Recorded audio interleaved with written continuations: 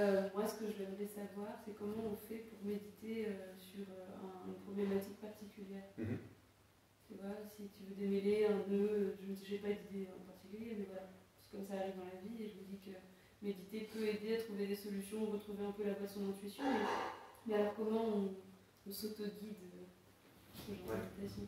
Alors, il y a deux choses dans ta question.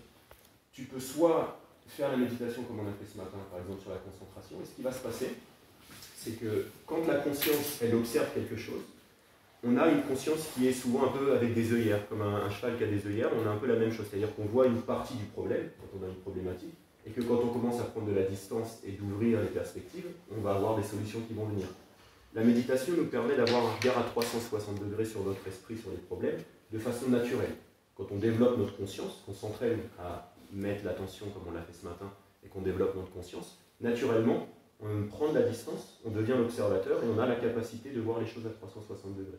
Donc la première chose, c'est que naturellement, à travers le processus de méditation, ton intuition, ta compréhension d'une problématique va se faire d'elle-même. Parce que ton esprit va être... Même si on n'y pense pas, même sans y penser.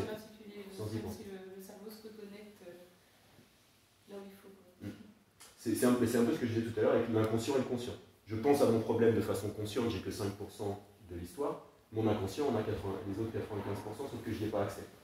Donc c'est un peu ça l'intuition. J'ai 95% d'informations en plus, parce que je me positionne au niveau de l'inconscient, ma conscience, elle voit la conscience ou l'inconscient, et donc je vois la globalité. Donc ça, moi je dirais que c'est ce que je conseillerais, parce que ça permet un travail de manière globale et constante. Après, tu peux aussi faire une contemplation. Tu dis, voilà, à un moment donné, j'ai un problème particulier, et je vais me poser dessus, et je vais un peu l'observer à travers ma position d'observateur en méditation. Et je fais le tour consciemment de ce problème-là, comme la respiration, mais à travers le problème. Et je tourne autour et je vois ce qui se passe. Mais c'est beaucoup plus difficile à faire s'il n'y a pas déjà cette capacité de concentration et de conscience. Ouais. Et dernière question, ce matin, ça a pris combien de temps cette méditation? Ça a duré presque 3 quarts d'heure. Ah, ok. J'avais pas conscience du temps. Ouais, je savais pas trop, c'était 30 minutes. Moi, j'en avais 20 minutes. Ouais, à peu près. On a arrêté pratiquement à 8 heures, quelques minutes près. Merci. Autre chose sur la partie méditation de ce matin?